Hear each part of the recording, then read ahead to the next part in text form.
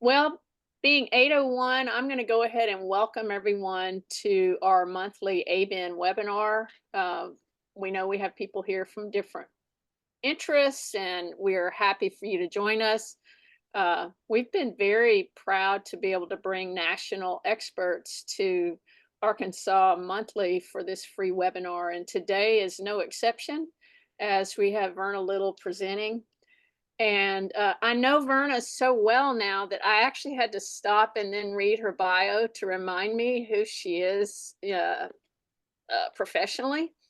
But and Verna, you may not know this because when I first met you, we didn't meet. I heard you speak at the APA with Dr. Lori Rainey around 2018, 18 or 19, which Oh, would be wow. today. And Dr. Rainey was giving a presentation on real world implementation of collaborative care management. And then she had this other person presenting, which happened to be Verna. And Verna was giving some very great details on how to bill and how to do documentation, how to do notes. And I remember like looking like, wait, what's that lady's name? And I was like, I want to meet her because I can tell she knows what she's doing. And that was that 2018 or 19, you think? You know what? I don't even remember. Yeah. Yeah. I remember doing that, but yeah, I don't remember the year. And the Hmm. relevance to that is, so back in 2017, 18, 19, we were trying to figure out how to implement collaborative care management, how to pay for it. Um, and here we are in 2024. We are still trying to figure out how to implement it widespread and how to pay for it. It is Hmm. complicated. It's evidence-based treatment, but it's complicated. So if you're new to it or if you're old to it and it still is a challenge, don't feel bad, don't feel confused, just continue to learn because in addition to it being a challenge, it's also an evolving thing, as I've seen over the years that people continue to use the model and then modify it and try to be sure that we're staying within the research, but also to use it in practical ways. So I am going to do a formal introduction, but I did want people to know about you, Verna, from a long time, and that I personally appreciate the relationship and that you're somebody that I can always send an email and say, what about this? And actually, the next time I remember is I actually said, hey, can we meet for an hour? And it was so good that I paid you out of my own checkbook for an hour. Oh, I remember that. I was like, why are you doing that? You don't need to. I do remember that. I do Yeah. remember that. And then I was like, don't even worry about it. Yeah. Well, that's the thing. You've been somebody who's graciously paid it forward and contributed to our knowledge base. So I appreciate that. And so everybody's in for a good treat today. And today, Verna will be talking about clinical pathways in collaborative care management. And this presentation will focus on the clinical pathways to implement and grow a COCM program. And by developing the pathways, it allows primary care practices to better manage a population of patients with behavioral health diagnoses and offer a system to identify patients, treat patients, monitor symptoms, adjust the treatment, and track the outcomes. So, we want this to be a practical takeaway presentation for you. And even as Verna and I are here talking as friends and colleagues, I do want you to know that she is highly, highly qualified and educated. Dr. Verna Little is currently the Chief Clinical Officer and co-founder of Concert Health, which is a national organization that provides behavioral health services to primary care providers. She's also the co-founder of Zero Overdose, which is a not-for-profit addressing the national crisis of unintentional overdoses. She has a doctoral degree in psychology, a master's in social work, a master's in business administration and healthcare, a certified care manager, and recognized substance abuse professional. She is a national and internationally known speaker for her work in integrating primary care and behavioral health and developing sustainable integrated delivery services in suicide prevention.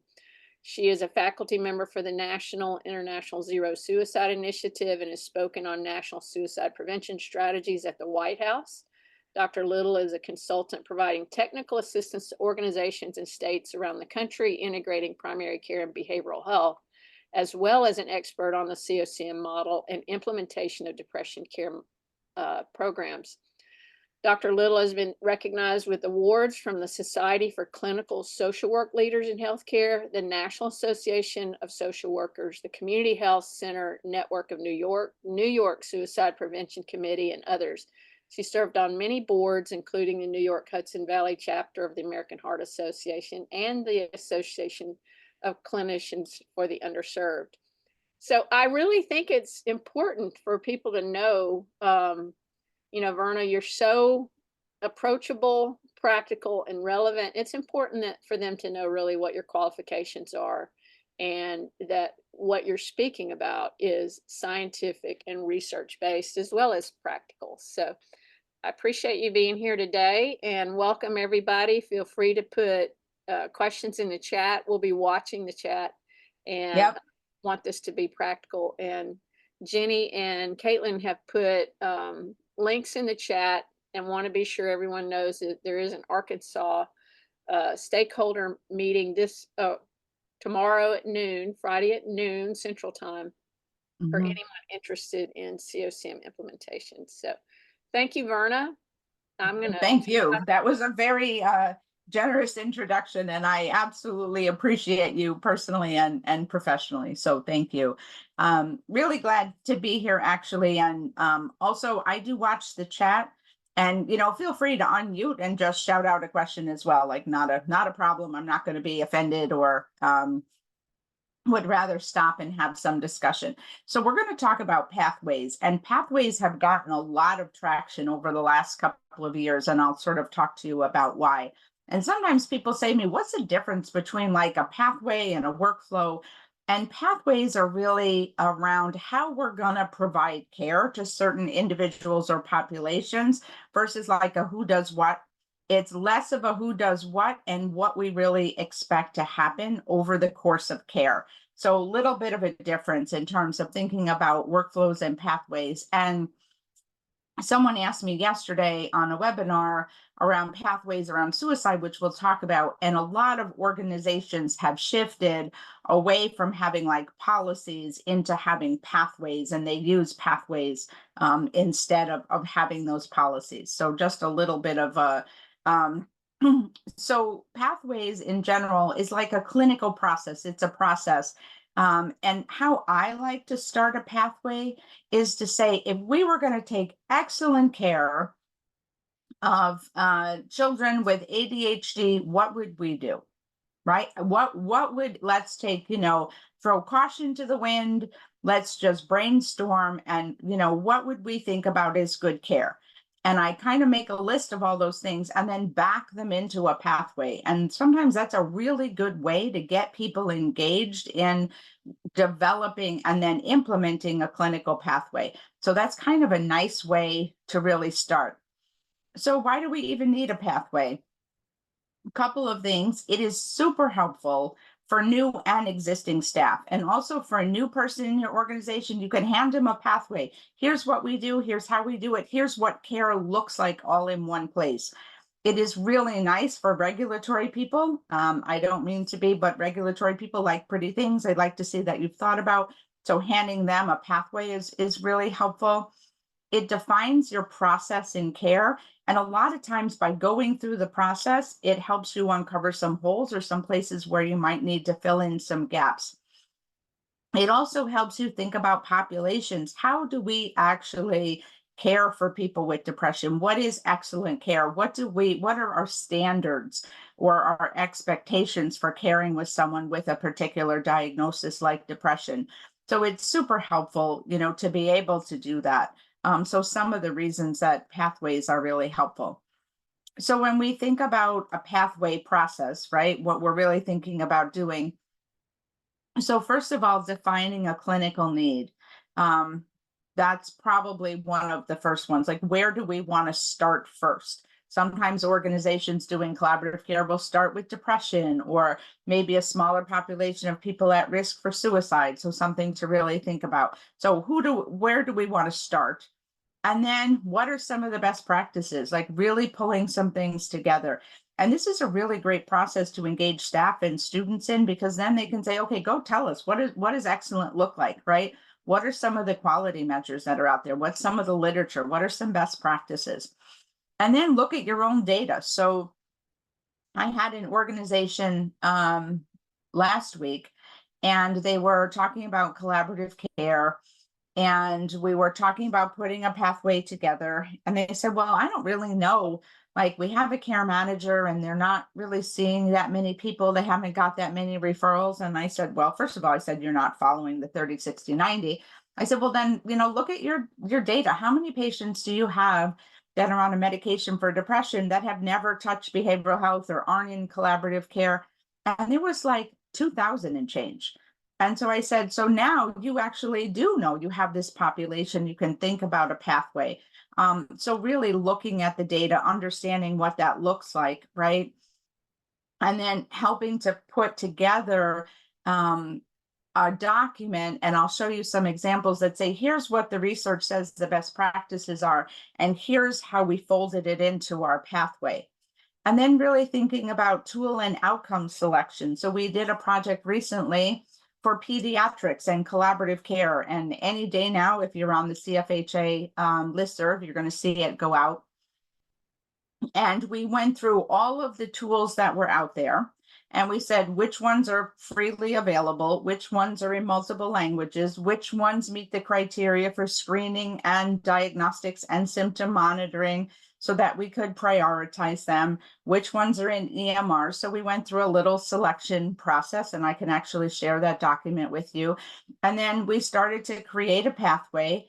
And then we want to know, well, how do we know we're going to get better, right? How do we know people are getting better? How are we going to measure? And how are we going to know that people are following our pathway?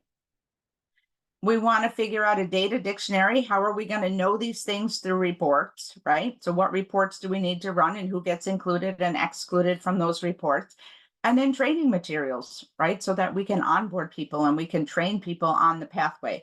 And I will say this, that I have completely changed how I train staff joining the organization. And for collaborative care, and also for Concert, in that I really start to think about oftentimes newer clinicians coming in, but even some folks that have been in the field a little bit. I now train by some of the top diagnoses. So what I do is I actually do some training on diagnostics and differentials. And then I go through the pathway and I train through the pathway so that they know from beginning to end how we provide excellent care to that group of people. So rather than sort of doing a general onboarding and then EMR and sort of sending people off into the wind, I actually train very specifically on these pathways. Not every diagnosis or population needs a pathway, but it does really help you start to think about that. And what I have found is that it is incredibly helpful to individuals, particularly those newer to the field, because then they really conceptualize care from beginning to end. And that is really, really helpful for them. And what I have found is I actually have a greater chance of keeping them because they're just way more prepared. And it's really clear what the expectations are and what they're expected to do. So this is an example of what I talked about, sort of the research supporting. So this is just for suicide. And so safety planning, means reductions, and, what are some of the findings here? What are some of the best practices? What are some things that we need to know about means reduction, about frequency of interventions, about medication monitoring? And then I put the background here. So these are all of the articles that help to inform this initial document.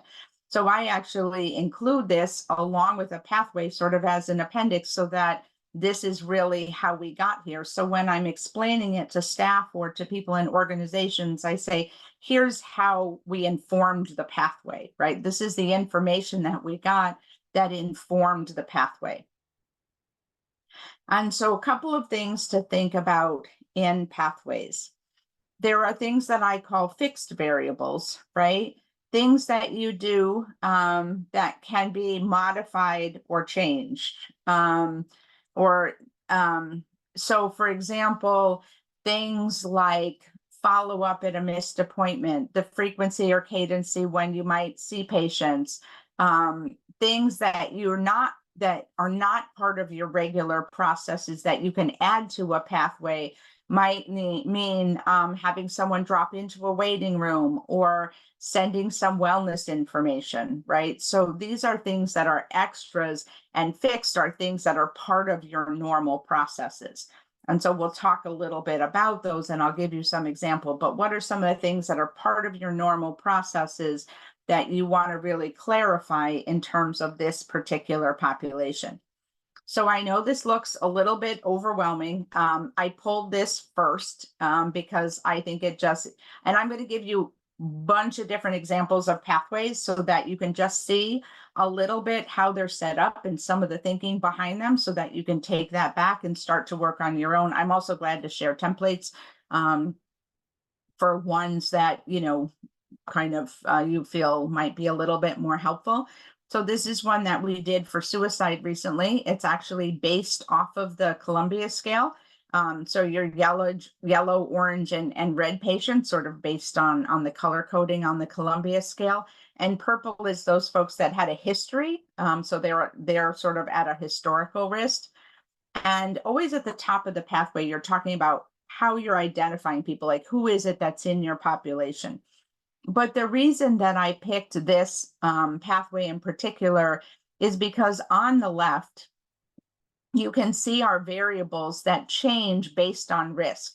So in other words, sort of starting, so the frequency of patient contact, right? That actually changes based on risk. So how often do we want to see someone? So for high risk, we don't go more than 7 days. For orange, we don't go more than 14 days. For psychiatric consultation in collaborative care, maybe it's every week at consultation for high risk patients. Maybe it's once a month for orange patients. So you have these things that are processes that you can change based on risk, or you can clarify for this particular population. So how often do we do the Columbia scale? What does safety planning look like? So maybe if I'm historical risk, I just get a copy of the fire safety plan, but high risk, I get a Stanley and Brown and a copy of the fire safety. So these are the things that we can change. One of the things that we change oftentimes is what do we do if somebody misses an appointment, right? That looks very different for somebody based on risk. And so this gives you an idea that on the left, what are some of the processes that we want to really clarify and then talk about, you know, for this particular population. So maybe if it were depression, what do we do for patients who are 6 to 9 in a score, right? We're going to do something very different for them than we might for somebody that scores 10 or above. So this is an example of a pathway. And I always put some quality measures in there, right? What are we looking for? How do we know it's good? This is another example of a pathway. And one of the things about this for collaborative care that I actually like, so you have the scores on the top, and you know, if someone scores a 5 or below, so this gives really clear direction to staff. So if somebody scores a 5 or below, I do this. If somebody scores a 6 to a 9, then I do this, right? It's a very different process. If somebody scores 10 or above, then I have my treatment choices in collaborative care. I'm doing my psychiatric consultation, right? And then we're really looking to get people below a score, right? So that they're subclinical or they're in remission. And then this also gives some opportunities in each of the treatment choices for collaborative care it actually gives some links that they can click on with some tools or things that will be helpful in caring for that patient. So in other words, there's some behavioral activation documents, there's some symptom monitoring information, medication adherence support, sometimes also to embed videos that patients and clinicians can watch together. So resources really here, or information. So you can embed links or information onto your pathways. But this to me is also really nice because it helps people see, okay, this is exactly what I do. Here are my choices. A patient can be in more than one treatment choice, we know, in collaborative care. So gives a little sample of what it looks like.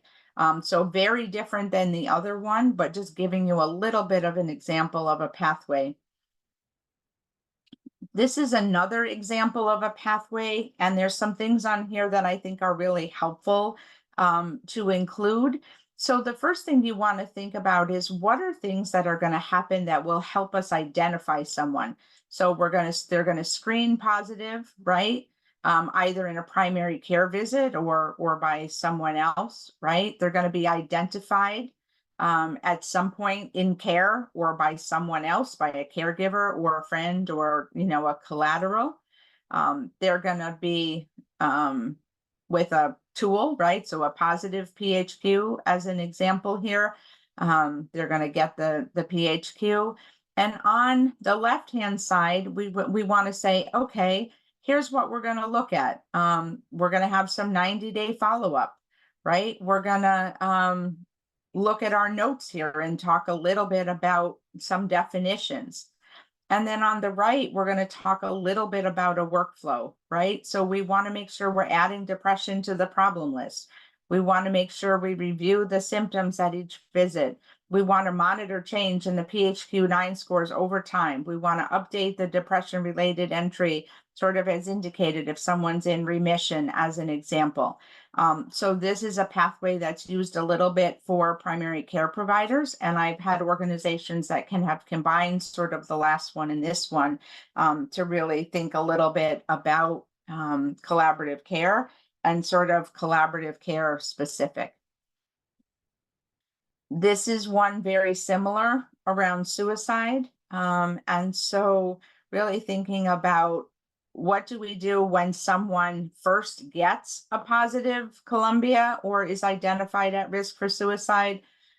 How are we assessing? And then what happens every time? So what do we expect to have in sort of ongoing visits? So this sometimes is a really nice format for pathways because you can cover these categories in here.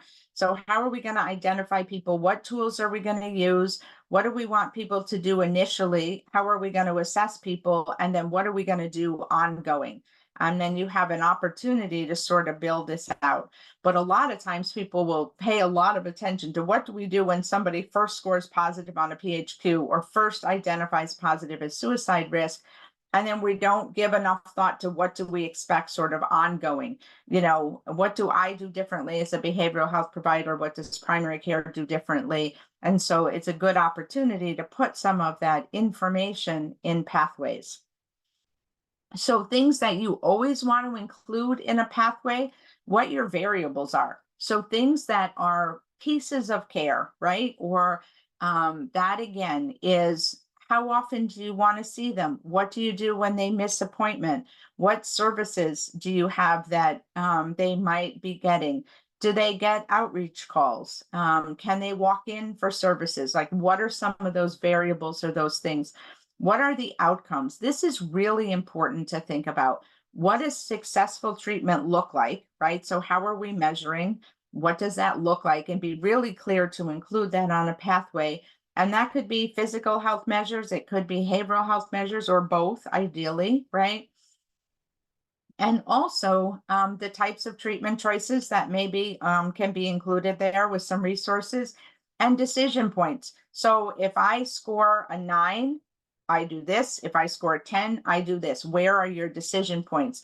And it's really helpful to say, if we were going to provide really excellent care for people with anxiety, what would be some of the decision points in care, right? Like, what would that look like? And then I think it's really helpful to put resources and tools for both patients and for clinicians or people on the care team and just embed them right into your pathway. And so that becomes super helpful. So a little bit in terms of what to start to really think about. So these are some pathways that we've done for collaborative care as we've gone, going forward with some of the different diagnoses. So pediatric ADHD is a big one that really comes up. So I think it's important to look on the left side. So these are the care events. This is how we kind of identify someone, right? And so then what are some of the pathways that we're going to think about, right? They're positive for parent and teacher. So that says, okay, now we have someone that can enter this pathway. It's kind of been confirmed. And so when then are we going to be able to do with someone, right? So what is our response? And then we're thinking about what tools are we going to use ongoing to monitor. This has the GIPD, although a lot of places use the Vanderbilt.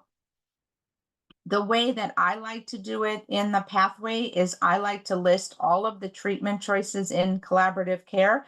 So our talk treatment, right? Our goal setting, our symptom monitoring, and also our medication support, which we did not include on this one, but generally I would. And actually, as I'm looking at it, I think I'm going to have that added. And so this tells us a little bit about what some of the treatment choices might be, or some of the evidence-based practices that could be used in each of these. And if you want, then, be able to put some links also. Maybe we're putting some additional information here so that it's really a one-stop shop in terms of diagnostics or symptoms. And then also primary care. So what are your HEDIS measures? What are some considerations there that we're trying to meet? What are some clinical quality outcomes that we're looking for a reduction in the Vanderbilt? We're looking for that improvement rate. And then I always put some billing and coding that helps for primary care, and then the collaborative care codes on here, just to, make sure everybody's grounded and give them a little bit of a reminder. So very helpful to be able to do pathways like this. And I like to do these. So there's increasing evidence now for bipolar in collaborative care. And so again, this sort of follows that same piece. But when I really, rather than sort of some of the detail, to really look at the format and say, okay, if we were going to do a pathway, how are we going to identify people? What tools are we going to use? Here's the treatment choices. What are some information in each of the treatment choices? Are there some physical measures we want to follow here?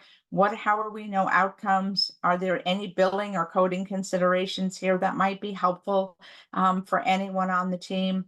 And so that really is helpful. One of the things you'll see here for bipolar that many organizations do is they do get a psychiatric consultation, either in person or a telehealth visit, as sort of a confirming bipolar diagnosis. So for the SPIRIT trial, where they really looked at bipolar and PTSD, that was part of the workflow. So you actually see it reflected here.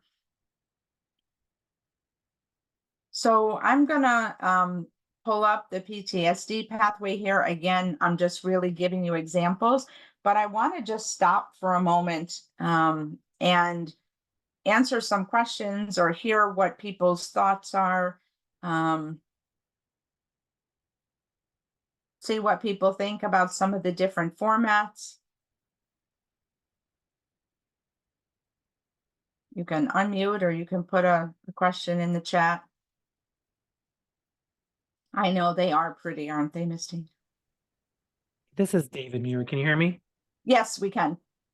So a question I have for you, when you're considering creating a care pathway, what resources or research do you do to see what existing ones are already out there, or resources that will help you as you're creating your care pathway? And the second part of that is, because a lot of times when we're doing, performance or quality improvement, we look at what are we currently doing, and then how can we improve on it? Do you start with that, or do you start with a clean slate and just look at it? Here's our population. How do we take the best care of them so that you don't let current state interfere with your thought process? Just kind of curious. Thank you. I wipe the slate clean. And I find that a lot of times we're not doing it optimal, we're not tracking. And the other reason is I really want to engage staff. I don't want them to say, oh Lord, here comes something else. Let me duck and see if the spaghetti hits the wall, right? And stick, so that I find that that's a way to get them excited about the process, and engaged in the process. And then I do have someone, or I'll do it, but I do have someone do a lit search, like what's out there. I have found that there's really not many pathways. Like these are all ones that I sort of developed, but there is literature out there. Certainly the HEDIS measures are out there, but there is literature out there that says, for patients with anxiety, there's optimal number of contacts in collaborative care that are helpful, right? Because we know that about collaborative care. We know the number of contacts, not the amount of time, makes the difference. And there are some slight differences for anxiety over depression, or people at risk for suicide. And so I do take that information and I fold it in and I say, okay, this is what we've learned. And sometimes I'll put age considerations in there if I find any, but that's how I do it. And then I create the first document that I showed, because that really helps sort of conceptualize it all together. And so when I do that, these are all the things that I'm thinking about doing, right? The frequency of interventions as an example. So I'll put some of the findings in here and I put them all in there. And then we go through and we take some of them out that we think don't apply or aren't relevant or that. And so then once we have this, then we start to sketch out the pathway. And that I found is a way more helpful process to be able to do that. So hopefully that was helpful. Yes, thank you. And these are super helpful for team members, because then if I start, I can say, okay, I have something really clear here that I can look at. I know what the expectations are for bipolar care or depression care. And then I have some ideas, and then we train off of this. So how are we going to identify what are some best practices for doing the PHQ and for bipolar, the PMQ, right? What are some things then that I'm going to do for the city, because we would use the city now and not the MDQ? What does that look like? And then I go down to some of the diagnostics, right? So what are some things around doing a differential? And then here in the different treatment choices, what are some considerations or things that I can do in talk treatment? What are some considerations around medication support? What things should I be doing or thinking about, in some of the check-ins, and what does that look like? How often do I want psychiatric consultation to happen? Do I want it to happen more or less with someone who's bipolar? What does that look like? And so then start to sketch it out that way.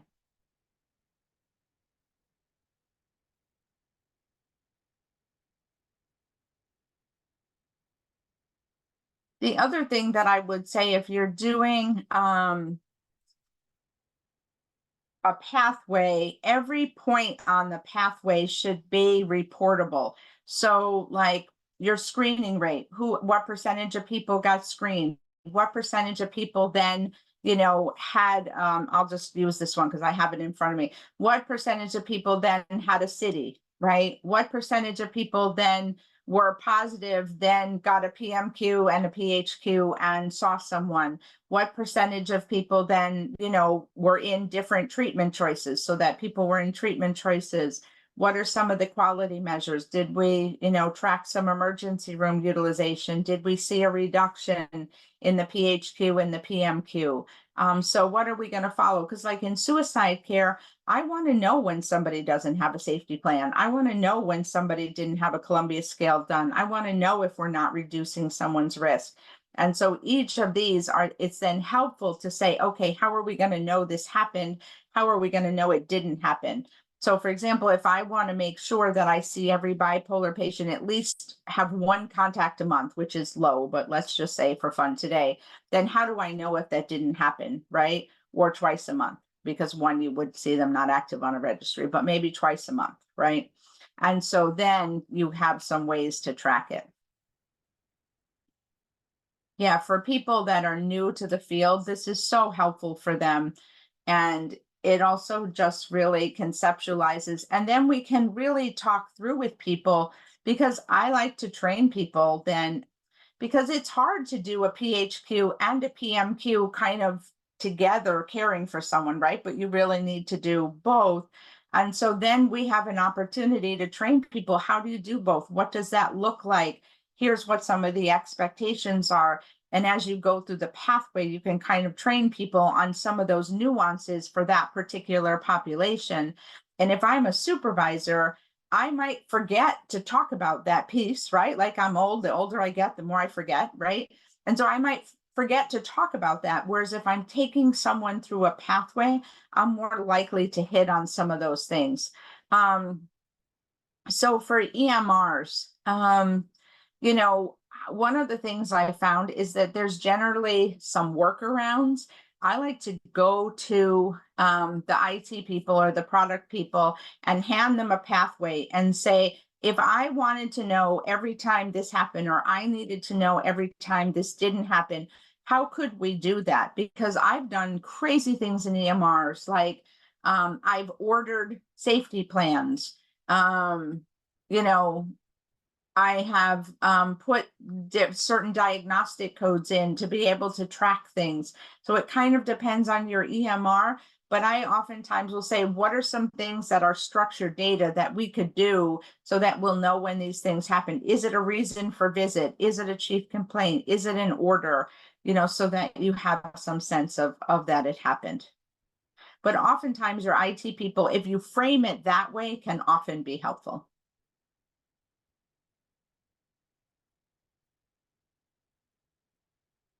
Great questions. And they are lots of fun to do.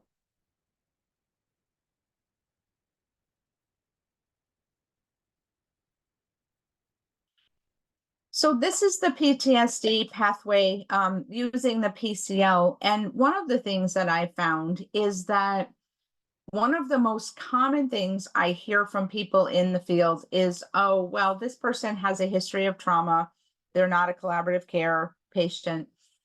And I would say two things. One is that there's mounting evidence around using the PCL and putting individuals with trauma in collaborative care, which really collaborative care is measurement-based care, right? If we can measure it, we can put them in collaborative care. And the other thing that I have found, and someday when I'm not doing lots of webinars and all kinds of other stuff, I'm going to write about it.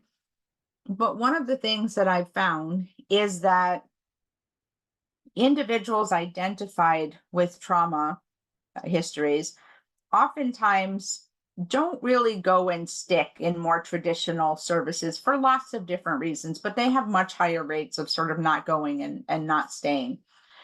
However, what I've found that in collaborative care, the very high touch, right, that number of contacts, because that's really important. We know that following the collaborative care model and having multiple contacts in the first week, second week, actually really predicts whether someone's going to be engaged and have a good outcome.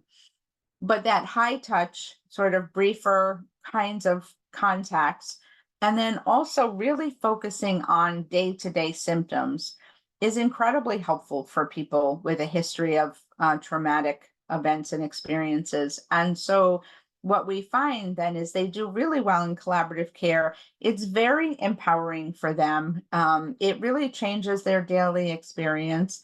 and they have a treatment success, and they are way more likely, should they choose to kind of go on and say, okay, you know what, maybe I will do a course of EMDR, or maybe I will go and do this. So I really encourage you to think about that. So we did actually do a PTSD pathway for collaborative care. This models the SPIRIT trial as well, but certainly has some choices. And one of the things that we're really looking at is setting up some sort of things that you can do in talk treatment, like you can do some written exposure, you can do some behavioral activation. Some folks are doing some remote EMDR or sort of short courses of EMDR, you know, within collaborative care. And so there's lots of options to be able to do things here. And then really thinking about what some of the follow-ups are and what that looks like. So certainly PTSD is something that you can include. So I left some time because for some sort of questions and discussions, I left about 12 or 13 minutes to be able to do that. So would love to hear people's thoughts. Would also be glad to share some templates or some formats if people are interested in doing that. So love to hear some thoughts.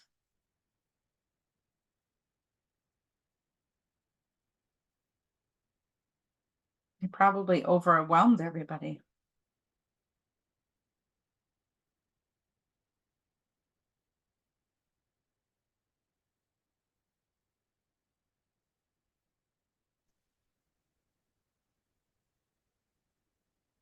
Berna, it looks like Michael has a question. Michael?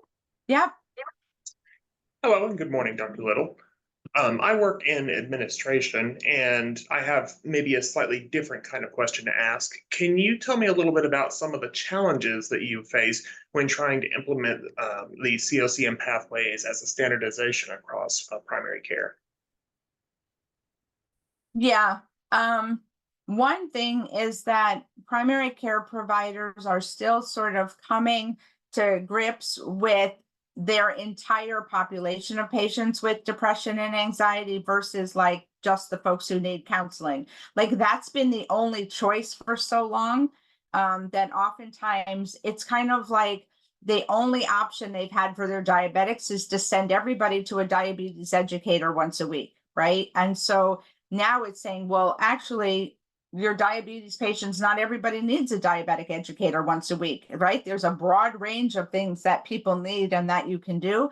Well, now you have that for your depression and anxiety patients. So everybody should have a care plan to get to be subclinical, right? Like everybody should have a care plan to get their A1C down, and it's going to look different for everybody. So now we're going to think about that for our behavioral health populations, and sort of getting them to make that shift is hard. And also for a lot of times they say, well, I've been prescribing medications for years, right? And I kind of know what I'm doing and say, well, are you really tracking people to get their PHQ below 9, below 5? Do you know how many of your people sort of get there? Are you doing that within the first couple of months of treatment? And the answer to that is likely no. So good. We have a system now we can wrap around you to make sure those things happen.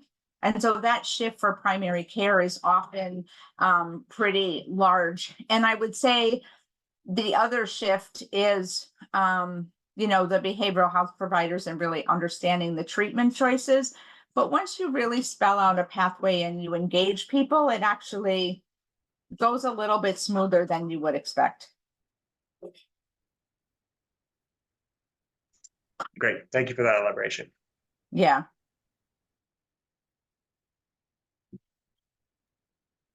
It looks like we had a question in the comment about if you have a population that you recommend it for folks who have not done pathways before.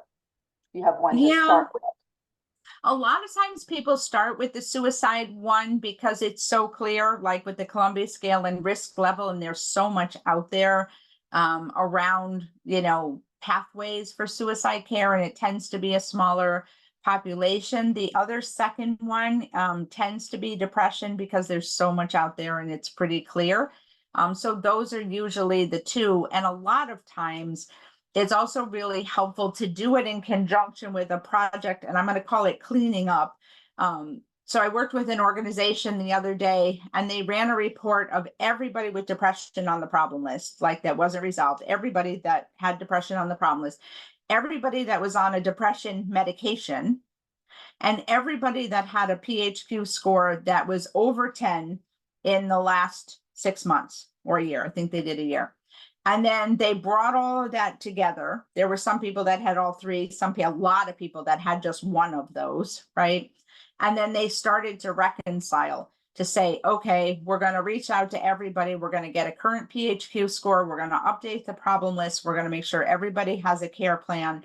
And so that can actually, starting a pathway can also then be like a foundation to start to do some of this pop health, like, okay, we're going to start to really clean up, our population. So that's a good place to really start about it. As a therapist, I know we're supposed to use our critical thinking to come up with treatment plans and evidence-based practices. But these templates would be really great to make sure we're staying on track and not forgetting anything. Yeah. The other thing that I really love now is the ability for people in care to pull up a video, like let's just say progressive muscle relaxation or alternate breathing, right? Or box breathing, like to pull up a video that actually shows it and to have a link and be able to do that is incredibly helpful in patient care. And then say, you know what, let me send this to you in the portal or an email or, text you the link so that you have it and you can, listen to it again and practice at home. So I love to embed those kinds of things in the pathway, and they're so helpful for new clinicians too. Or sometimes we just forget. Like I had something the other day, and I was doing supervision. And one of the students was like, "Oh, I'm surprised you didn't recommend." And I was like, "Oh yeah, like I just forgot." So it's helpful that way too.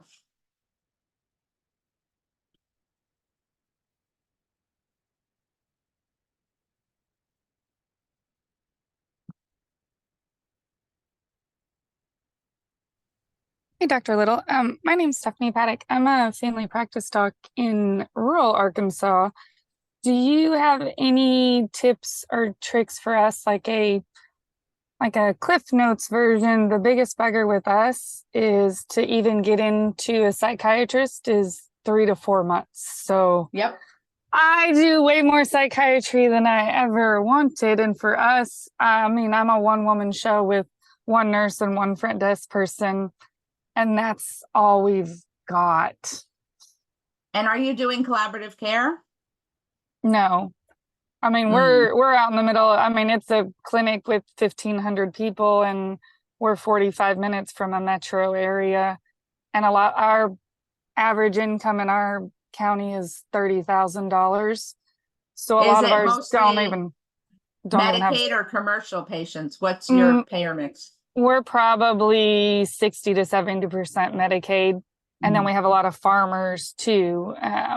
But we have people that, don't have transportation, don't even have a smartphone, don't have anything. So for us, handouts and one-page things like you were talking about are really beneficial because it's me.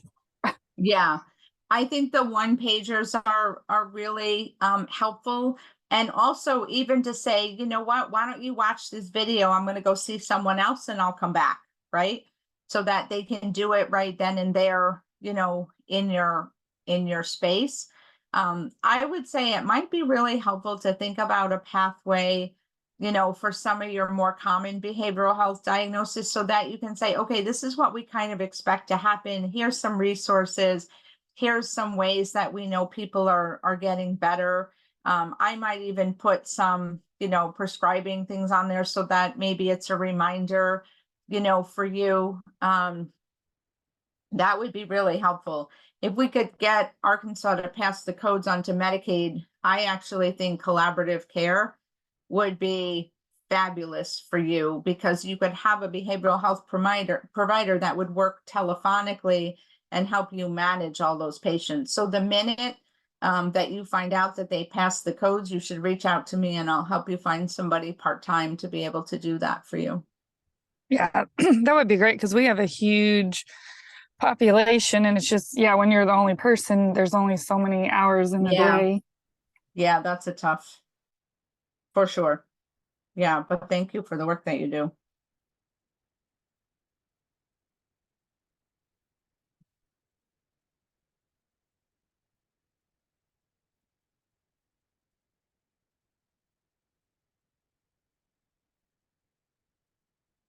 Any other thoughts, comments? I don't know, Misty, Caitlin, Dr. Gibson, if you had any thoughts? I saw Misty come off mute, so I didn't know. Misty, am I interrupting you? No, go ahead. Brilliant as I- usual, Dr. Little.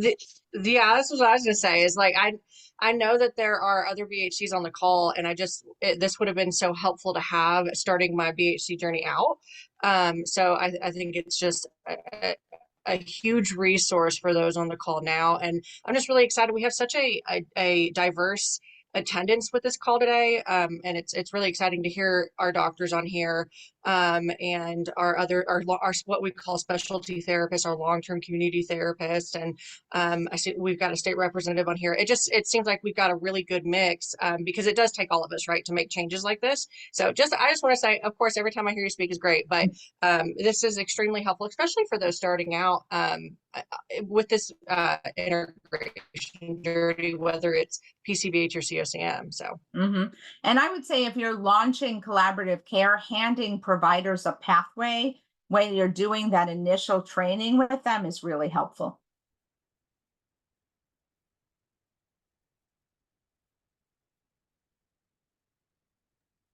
I also want to remind everybody that we are in the process of revamping ABIN's website or COCM webpage, and we've added a lot of new resources. So I've put that link in the chat. That is up for anyone to go and explore. So by all means, and as we start creating and learning from Berna and doing these pathways, we will be posting those too. So keep checking back. and I want to, right now seems like an okay time before people jump off, just to revisit, we are having our stakeholder meeting on Friday, and I'm fixing to put that link in the chat again, and with the details on that. But we also have office hours every third Friday of the month. And the difference between those two is the stakeholders meeting is on the second Friday of the month, and that's kind of a report on what's going on at the leadership level and state level on COCM and integration across the state. And then the office hours are free to anyone. Anyone can attend those, and that is just kind of a brainstorming session. Bring your questions to those. We'll have we invite different experts on, but Kim Schuler, our boss, and then Dr. Gibson are usually always on there, and they are Arkansas-based experts on that. So you're welcome to attend those as well, and utilize that resource. If you can't come this month, that's okay. Like I said, it's monthly. And if you would like a monthly reminder, I'm fixing to put my email in the chat. Feel free to email me, and I will put you on that reminder as well. Great. Well, thank you, everyone. And, a reminder, you can reach out, and I am more than happy to, send some, we'll share this, of course, and send some templates out or answer questions. So feel free to, be able to do that. Folks know how to reach me. I'll throw it in the chat. And so, not a problem to be able to do that. But I think have fun with pathways, should be helpful for you. And, I appreciate all of you. And just a little plug, Dr. Little will be on our stakeholders meeting tomorrow as well. So Live thank you. financial pro forma. So we have not undertaken this. Yeah. I guess it's We'll all be always learning. nothing like throwing yourself into the fire. But I'm bringing my good friend Tisha with me. And so we're actually going to do live financial pro formas for collaborative care. So if people want to, have questions about doing the financials and you want to bring your finance person or do something, then, we are going to be doing them live. So. Awesome. Looking forward to it. Thank you, Verna. Thank you, Thank you, everyone, everyone. for Have a joining great today. day. Bye.